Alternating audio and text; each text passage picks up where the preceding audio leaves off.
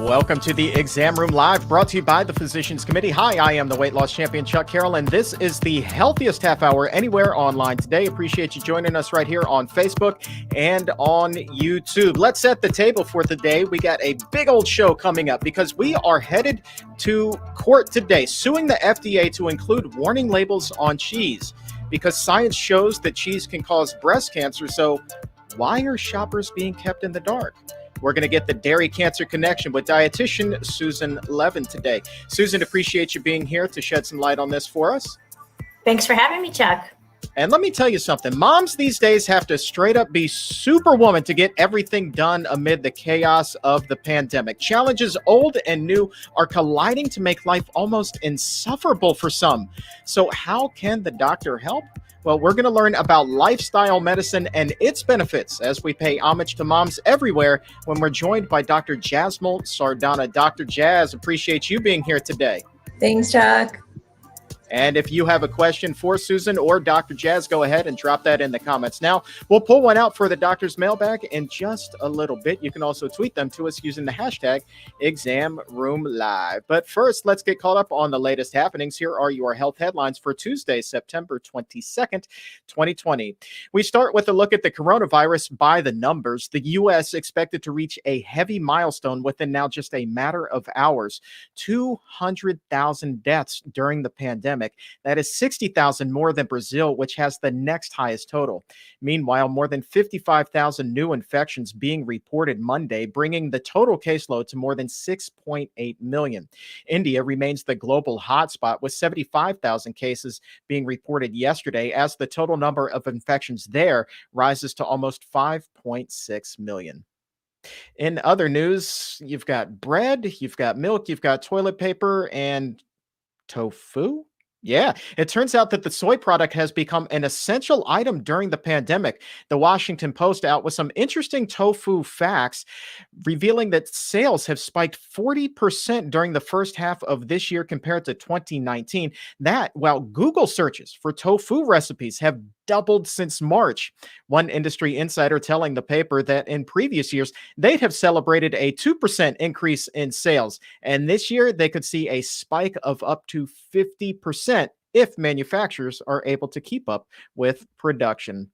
And finally, it turns out that foods that have nutrition info printed on the front of the package are actually a little bit healthier than those whose data is found only in the traditional place in the back.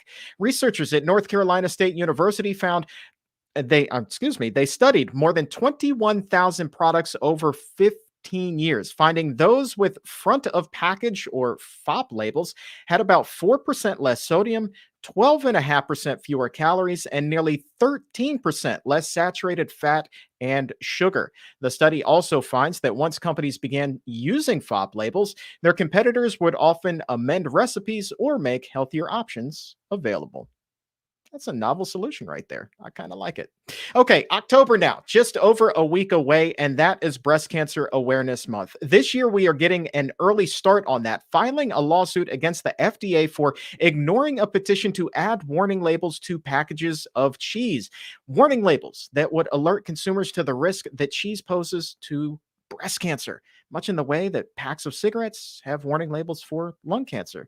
So to talk more about the lawsuit and the studies that show cheddar is no better than tobacco, please welcome Dietitian Susan Levin. Susan, thanks so much for being here today. Thanks for having me. It's good to be back. I'm really glad that you are here. This is an interesting one. So let's get this right out of the way up front. I mean, cheese and breast cancer, what do we know about this connection? Well, we know enough to ask the FDA to put warning labels on those products, and we know enough to not be ignored.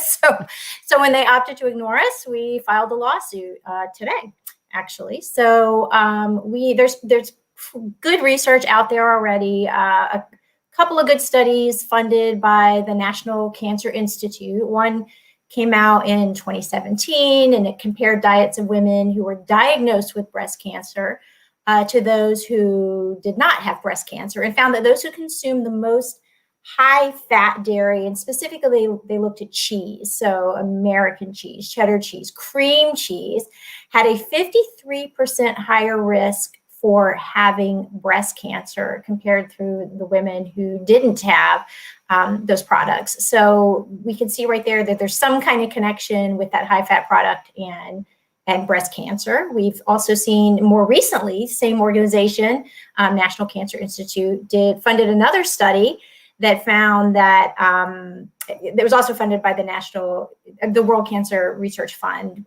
which an organization we've talked about here before as well.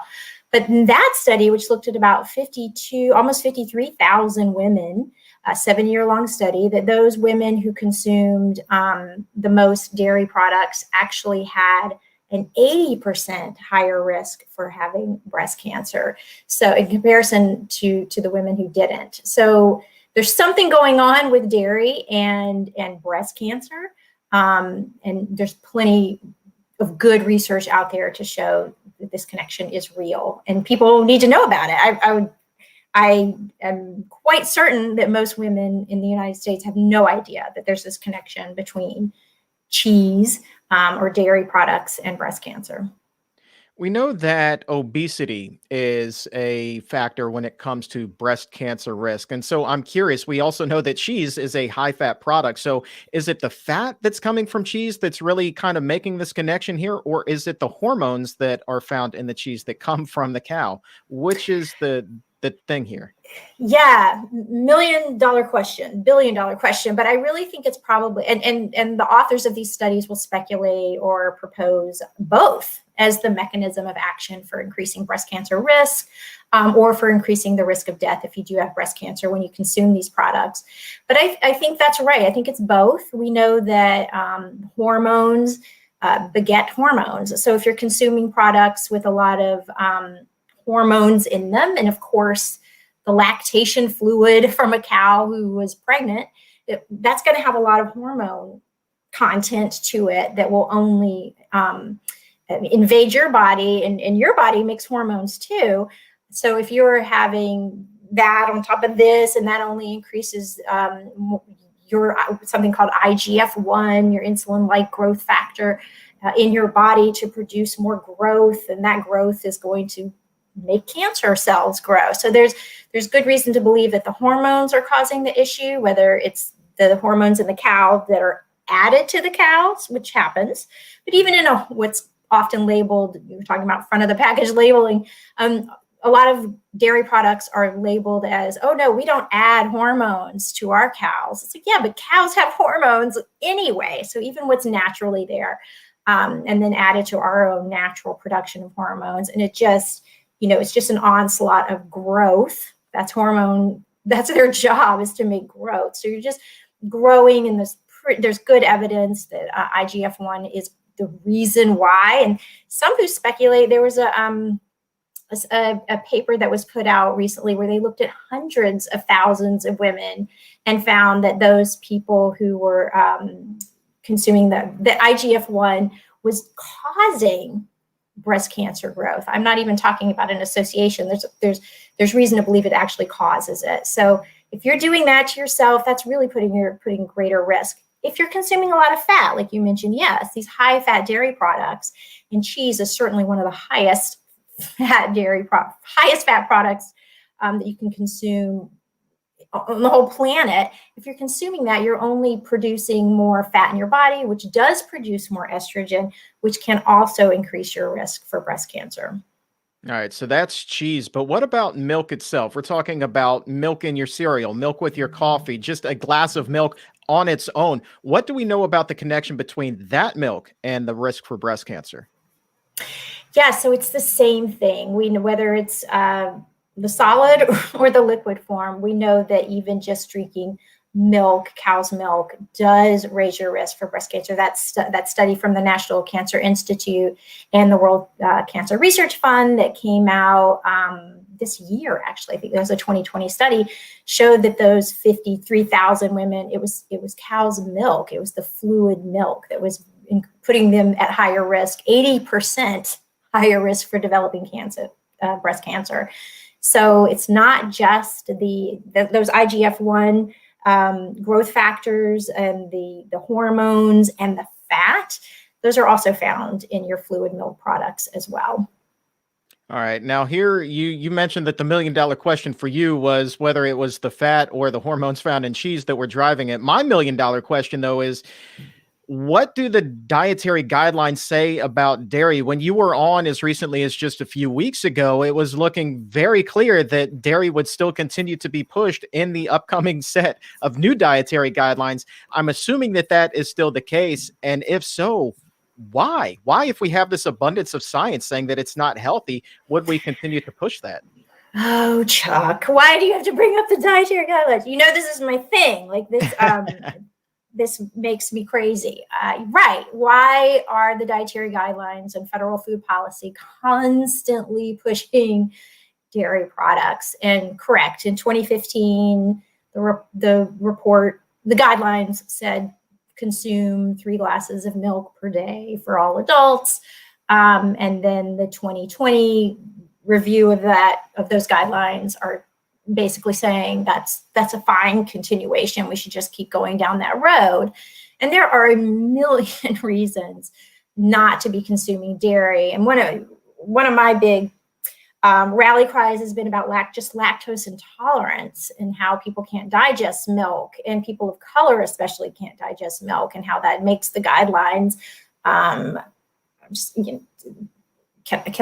racist. So, but when you start really digging into it, that's just lactose intolerance, right? We're talking about the risk of prostate cancer, breast cancer as well. Why on earth would they be imparting this misinformation that you need dairy just to be alive or to be at your peak of health? It's just not true.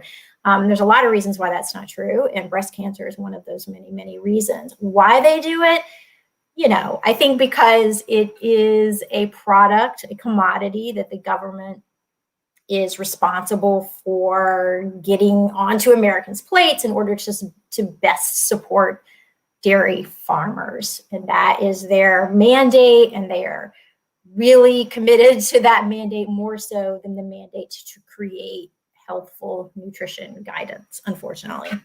All right. Well, let's kind of put a bow on this really quickly here. I think that, critics can take a step back and they can look at this and say, what? They're suing to put warning labels on cheese. Have they lost their mind? Well, here's the thing, right?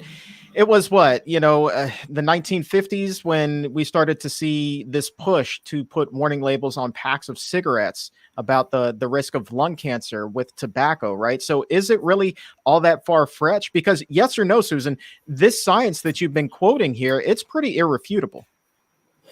Yeah, no, there's a clear connection between dairy and breast cancer and other cancers as well, I will mention, but it's Breast Cancer Awareness Month. And this is serious. I mean, there are more than 300,000 new breast cancer cases diagnosed every year in the United States. And more than 42,000 people with breast cancer will die this year. So this is serious. I mean, this isn't pretend or obscure, or these are real issues that require real information getting to consumers. And that's really what this is all about. This is about informing consumers. This isn't about taking away anything. But I know for a fact that most women do not know that there is a connection between dairy and breast cancer, and they deserve the right to know. And if that means putting it right on the front of the package, as was done and is done with cigarettes, then great. Then they can kind of make that informed decision. I'm sure women will choose to consume dairy products regardless. But I think a lot will think twice, and we'll see some of these statistics move in a better direction. All right. And this is really just the tip of the breast cancer iceberg, as it were, for us here at the Physicians Committee. All next month, we are going to be featuring our Let's Beat Breast Cancer campaign. We're going to have a series of shows, not just here on the Exam Room Live, but also on the Exam Room podcast. We've got interviews galore with Dr. Christy Funk. Matter of fact, she's going to be here with us live next Thursday, October 1st, right here on the show to help kick off that campaign. And also, if you don't want to wait between now and then, you can head over to letsbeatbreastcancer.org, and there you can find the science behind our 4 steps for beating breast cancer. A lot of the studies that Susan was just referencing, you can find the science right there, get a ton of resources, and you can also take a pledge to follow those 4 steps, our 4-pronged approach, and you then will also get a free e-cookbook designed to help lower your risk of breast cancer as well. Susan, can't let you go without asking kind of a follow-up question. So ordinarily we do a doctor's mailbag, but today, since you are here, I want to go a little bit early here and do a dietitian's mailbag. And this is a great question that Ruth has sent in. You know, we talked about soy earlier and health headlines with the sales of tofu just exploding, but Ruth is still conflicted about it. She writes, I'm still on the fence about soy. I've heard doctors on this show say that it's safe. It can actually help to prevent breast cancer, but my own doctor still tells me that I should avoid it. I just want to know what the truth is, and can you please help me out? Yeah, I think that's a really great question. And I completely understand the conflict because of the misinformation out there that people fall prey to, and doctors are no different. So, but if you just look at the research, we know that women who consume soy are less likely to get breast cancer, and it's really not that much soy. It's like 1 cup or 8 ounces of soy milk, as an example, or half a cup of tofu every day decreases a woman's risk of developing breast cancer by almost 1/3. So 30% lower risk for developing breast cancer for those women who consume soy. We know for women who've had breast cancer, consuming more soy reduces the risk of a recurrence of that breast cancer. And there have been meta-analyses. And what does that mean? That means when they pile a whole bunch of studies together, and there was one several years ago that looked at more than 20 studies on this issue and found that the women who consumed the most, this was a study in Asia, the most isoflavones, which is a component of soy, had again, like 1/3 or 32% lower risk of having breast cancer. And this is pre and postmenopausal breast cancer.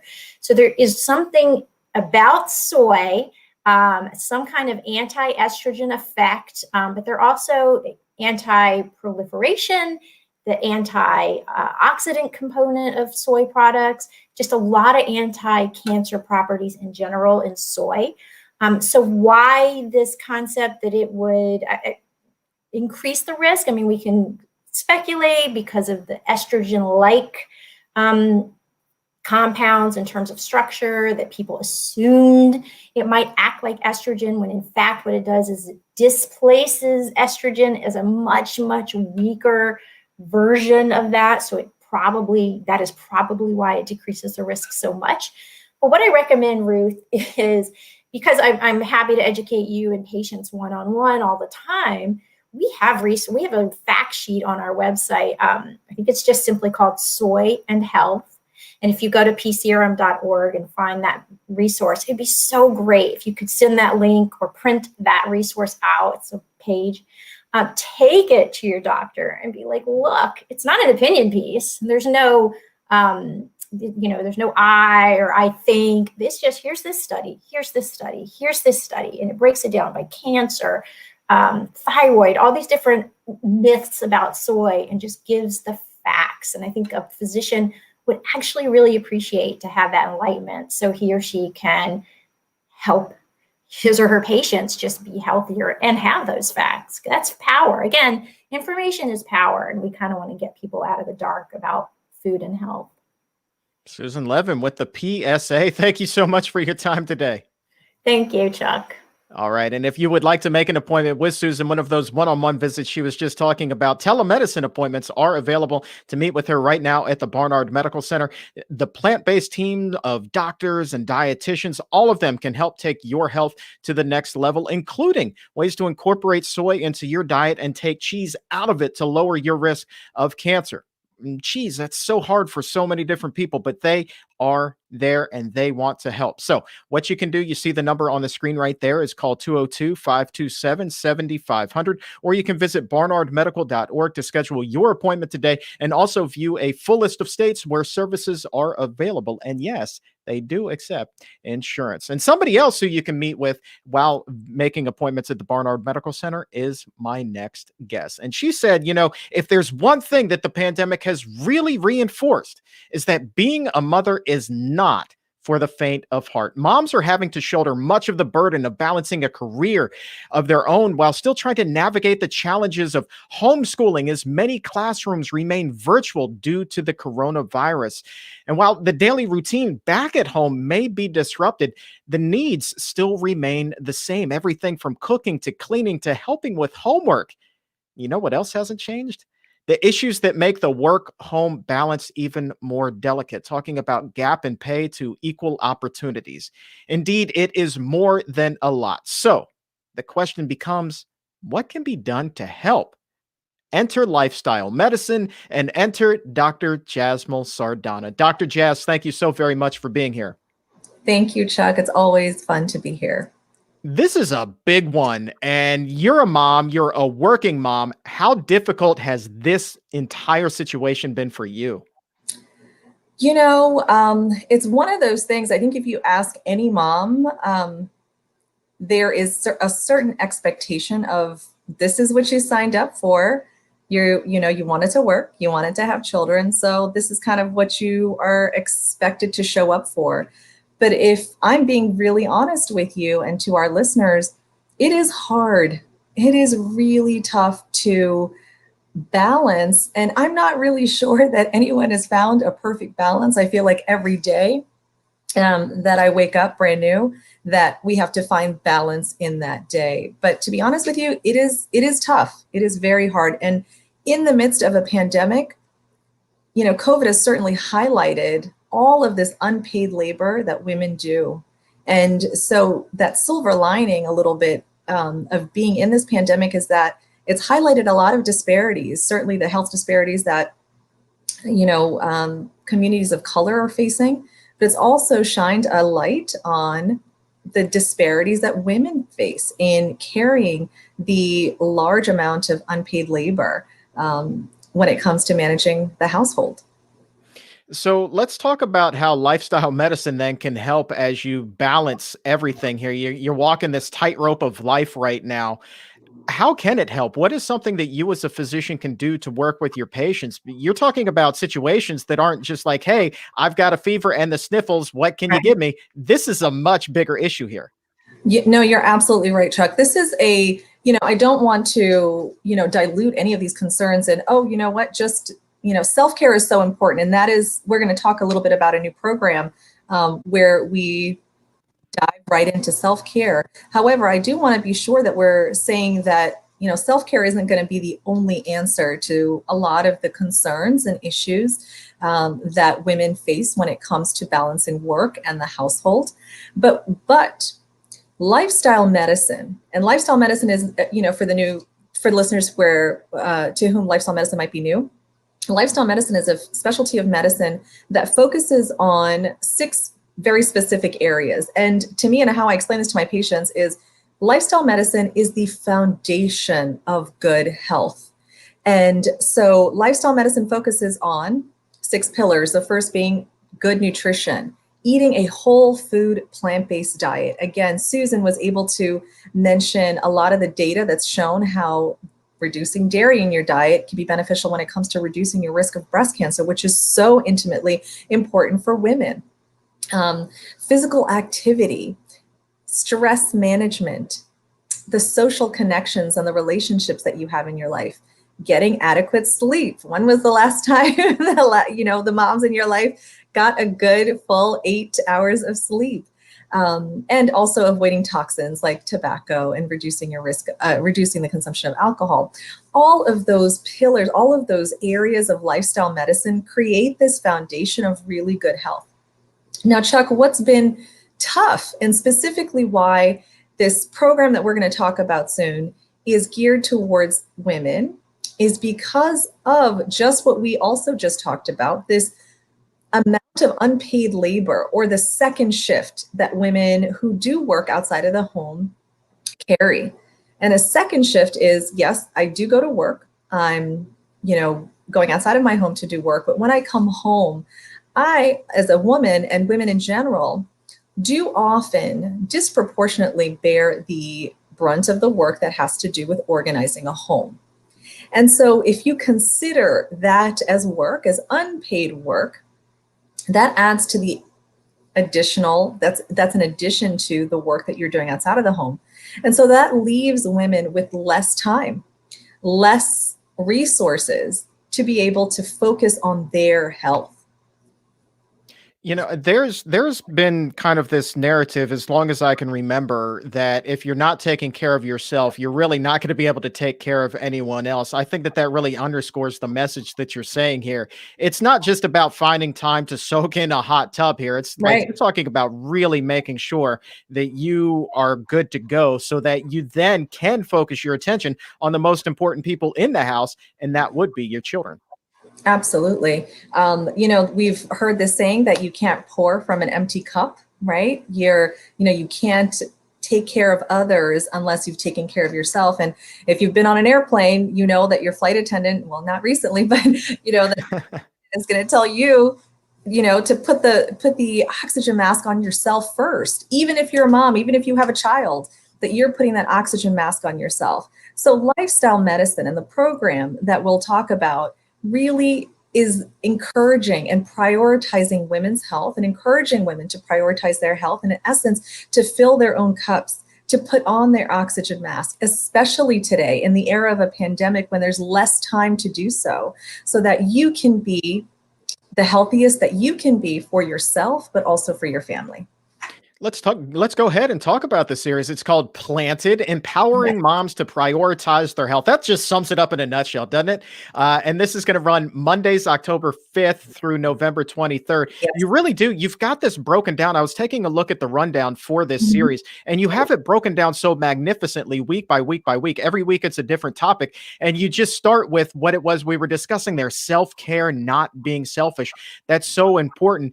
But then I think a lot of people who are watching this right now also very heavily interested in nutrition. And week 2, you're going to cover the benefits of a whole food, plant-based diet. How important is that during these times? So incredibly important. I've heard from patients, during my telehealth visits and in person at the pandemic, they were on a really good streak. They were eating really well. And then the pandemic hit and they're stuck at home with a pantry full of food. And they've been more tempted to indulge in things that are for them. And so it is such an important piece to continue that focus and to stay committed and to remind yourselves of the goals that you have for your health. And a whole food plant-based diet, for so many reasons, either it's to decrease your risk of cardiovascular disease, which certainly disproportionately affects women, or if it's decreasing some extra weight that you've put on, which again has its own health ramifications. A whole food plant-based diet is so beneficial for all of those things. So we certainly do dive into that. And during these 8 weeks, I'm so excited about it too, because in this era of Zoom fatigue, I was a little bit nervous about adding to that. But I want our listeners to know that our program here, the course here, is really about bringing together a circle of like-minded moms who, at this time is really a protected time for them. It's going to be 90 minutes of us focusing on you, on your health, on the goals that you want to achieve. And 90 minutes out of 24 hours, where the majority of it, you're probably helping others, I think is enough of a time. It's probably too short, but hopefully that's enough of a time that we'll be able to gather together with like-minded moms to start focusing on moms. Yep. And you also have on the rundown here, week 4, physical activity. Got to stay Mhm. active to take care of yourself, overcoming barriers to choosing plant based. I know it can be tricky for a lot of people. You mentioned sleep and stress management. Week 7, I think, is going to be of particular interest to a lot of moms because they're going to say, well, okay, I can adopt this plant based diet for myself, take care of myself, but what about my kids? And that's Yeah. when you're really going to dive into, yeah, you can have a vegan child. Absolutely. And I want to also be clear that everyone's journey is going to be different, right? It's not like, oh, by week 4, make sure that you've thrown all the, dairy out of your fridge. That'd be great. That'd be awesome. But everyone's going to be on their own journey. And part of the vision that we have for this program is to give moms and families the tools to be able to not only prioritize their health, to fill your own cup, to put on your oxygen mask, but to then be able to guide your family towards healthier lifestyle. We know that children who develop cardiovascular disease later in life often do so because of the health habits and the dietary habits that they, started from when they were young. And so being able to empower women to prioritize their health, but then to be also advocates for the health of their children and their families is going to be really empowering. That's going to be a great week. We'll give you those tools for whenever and however you'd like to start. But what's going to be really also amazing about this program is this is not a one-size-fits-all program for everyone. When we get together, we're going to talk about how things are going to work for your life and for the individual and unique challenges that you'll face. All right. And you have a lot of great guest speakers that are going to be involved as well. A lot of whom I was flipping through. I was like, oh, I follow that person on Instagram. I follow that person. They've been on the show. These are, I mean, you got yourself some heavy hitters here. I'm so excited. I'm so excited. I know you recently had Dr. Yami on the program. Yep. Who's phenomenal. And Dr. Yeager, who is a gastroenterology fellow, but she is, man, if you follow her Instagram, she is all about physical fitness and working out.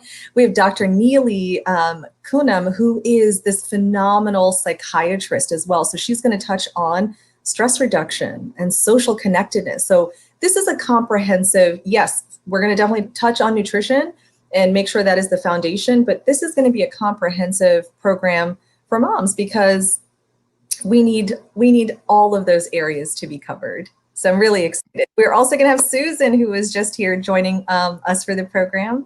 And our nurse practitioner at BMC, Christine, will be joining us as well. So you all-star lineup there, Dr. Chad. Yeah, You got yourself an all-star lineup. And Dr. Yeager, I love following her on Instagram. She has had an incredible, physical transformation herself, really started taking care of herself. And, and she also, man, she loves tattoos. Her Instagram posts are just absolutely beautiful, aren't they? Beautiful. I mean, it is just beautiful. But she is so passionate about this as well. And I think that everybody's going to have the opportunity to learn so much from her. So I'm really excited about that. So the program is called Planted. It begins next month on October the 5th. It's going to be Mondays, 90-minute courses. Take care of yourself for those 90 minutes, and then you can help take care of everybody else. Dr. Jazz, thank you so much for your time. Thank you so much, Chuck. I'm so excited. All right. And you can find a link to register over on pcrm.org. I'll also, after the show is over, go ahead and tweet that out from @ChuckCarroll WLC. Now, also speaking of pcrm.org, if you head over there right now, pcrm.org/cheese, you can find more information and even take action on those FDA petition labels that we were talking about, the warning labels for cheese that Susan and I were discussing earlier in the show. So you see that web address right there. Kind of hard to forget. pcrm.org/cheese is the place to go. And before we go today, I want to send well wishes to an exam room listener who watches all the way in Australia. She tweeted me this morning, and she is about to go into the hospital for a procedure. She's going tomorrow, as a matter of fact. And she said she's spending tonight, the night before the surgery, preparing 5 days worth of food to take with her. Now, why is she doing this? Because the last time she was in the hospital there, and she said that she was vegan, the hospital couldn't accommodate her. And they literally brought her one night a half of a tomato on a plate and said, here's your vegan meal.